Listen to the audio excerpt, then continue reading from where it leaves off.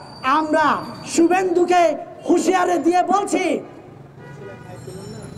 আমরা এখনো মরে যাইনি, আমরা বেঁচে আছি, আমরা বেঁচে আছি। বাংলাদেশের দিকে চোখ তুলে তাকাবা, ওই চোখ আমরা উপড়ে ফেলবো, আমরা উপড়ে ফেলবো। মোদির ইশারায় চলিও না ভাই। শুভেন্দু বলেছেন এরা নাকি আমাদের বাংলাদেশে বর্ডারে এসে হামলা করবেন, সমাবেশ করবেন। আমাদের বাংলাদেশে 18 কোটি মানুষকে আঙ্গুল চুষবে নাকি? আপনারা বলেন আমরা কি আঙ্গুল চুষবো? আপনাদেরকে আমরা দেখে দেব। আপনাদের 7 সিস্টার আমাদের হাতের ইশারায় থাকবে।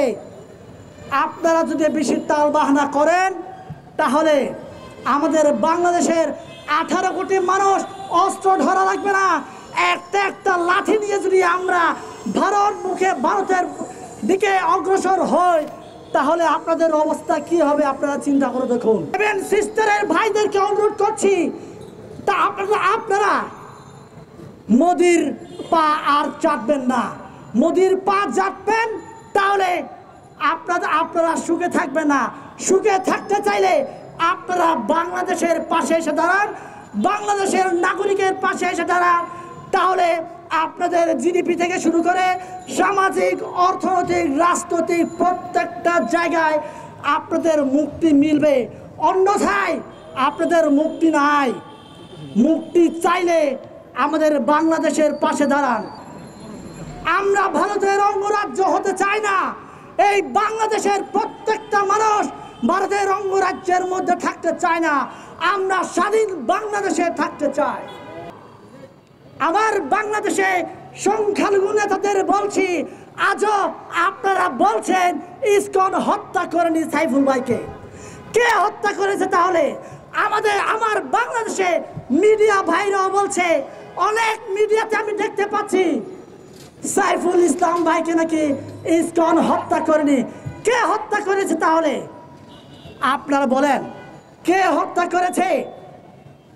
স্পষ্টভাবে আপনারা মিডিয়ায় বলবেন, লেখালেখি করবেন, সাইফুল ইসলামকে হত্যা করেছে ভারতের মোদির ইশারায় ইসকন হত্যা করেছে।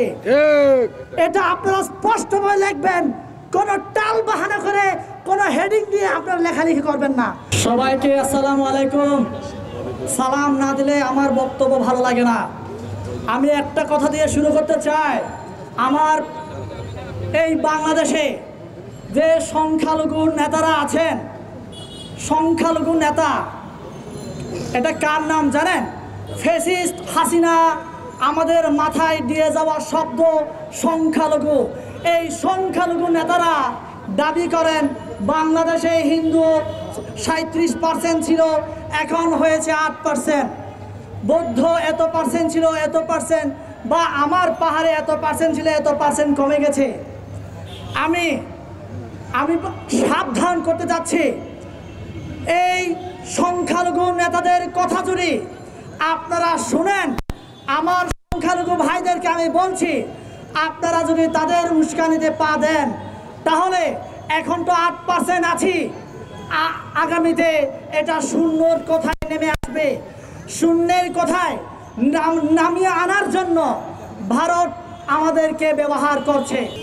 আপনাদের মনে প্রশ্ন জাগতে পারে, আমি একজন সংখ্যালঘু, ফ্যাসিস্ট হাসিনার দেওয়া উপজাতি আমি, কিন্তু আমি উপজাতি নয়, আমি বাংলাদেশি।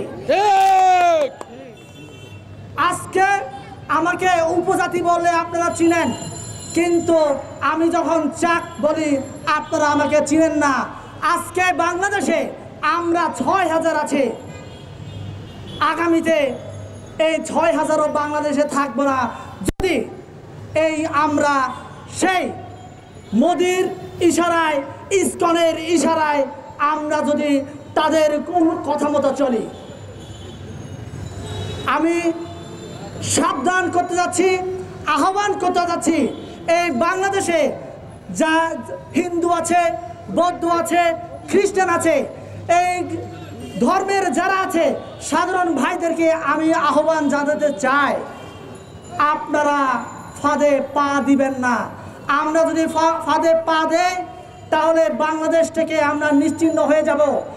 আপনারা দেখেছেন কিনা এই 2024-এর বিপ্লবের সরকারের সময় আমার জন্ম হয়েছে আজকে 28 বছর। এই 28 বছরের জীবনে মন্দির পাহারা দিতে কোনো হুজুরকে দেখিনি, আমি কোনো শিবিরের নেতাকে দেখিনি। কিন্তু ওই 2024-এ আমি দেখেছি যে আমার মুসলমান ভাইরা বৌদ্ধ মন্দির কিভাবে পাহারা দিয়েছে, মন্দির কিভাবে হিন্দু পাহারা দিয়েছে, আমি এটা দেখেছি। এটা কি আমাদের বাংলাদেশের জন্য, সম্প্রীতির বাংলাদেশ বলার জন্য কি যথেষ্ট নয় কিনা আপনাদের কাছে জিজ্ঞাসা। তারপরও ভারতের মিডিয়া আমাদের বাংলাদেশকে নিয়ে নানা প্রপাগান্ডা ছড়িয়ে বেড়াচ্ছে। বাংলাদেশে ফ্যাসিস্ট হাসিনা না থাকলে নাকি সংখ্যালঘু হিন্দু বৌদ্ধ খ্রিস্টান ভাইয়েরা তাদের অস্তিত্ব বাংলাদেশে থাকবে না। আমি জামাতের ভাইদেরকে অনুরোধ করতে চাই, শিবিরের ভাইদেরকে অনুরোধ করতে চাই। কিছুক্ষণ আগে আমার আগে এক বক্তা বলে গেছে বাংলাদেশের 90% মুসলমান। এই 90% মুসলমানের কাছে আমার আহ্বান থাকবে, আপনারা দেখিয়ে দেন এই বাংলাদেশের মানচিত্রে একমাত্র মুসলমানরাই ভিন্ন ধর্মাবলম্বী ভাইদেরকে বুকে আগলে নিয়ে নিরাপত্তা দিয়ে রেখেছে। এটার উজ্জ্বল দৃষ্টান্ত বাংলাদেশ ছাড়া পৃথিবীতে অন্য কোনো দেশ নাই। এটা আপনারা দেখিয়ে দেন। আজকে কে হিন্দু মারা গেল, কে মুসলমান মারা গেল, এই বিচার বিশ্লেষণে আমাদেরকে সমাবেশ করতে হবে না। আজকে এক হিন্দু ভাই মারা গেলে আমাদেরকে সাম্প্রদায়িকভাবে আমরা নিয়ে যাই, এক পাহাড়ি মারা গেলে এটা সাম্প্রদায়িক নিয়ে যায়। আমরা সাম্প্রদায়িকতার ডানা বাঁধতে বাঁধতে বাংলাদেশকে এমনভাবে এমন জায়গায় নিয়ে যাওয়ার চেষ্টা করছে যাতে করে আমরা আমাদের মনের অজান্তেই আমরা ভারতের অঙ্গরাজ্যে ঢুকে যাই।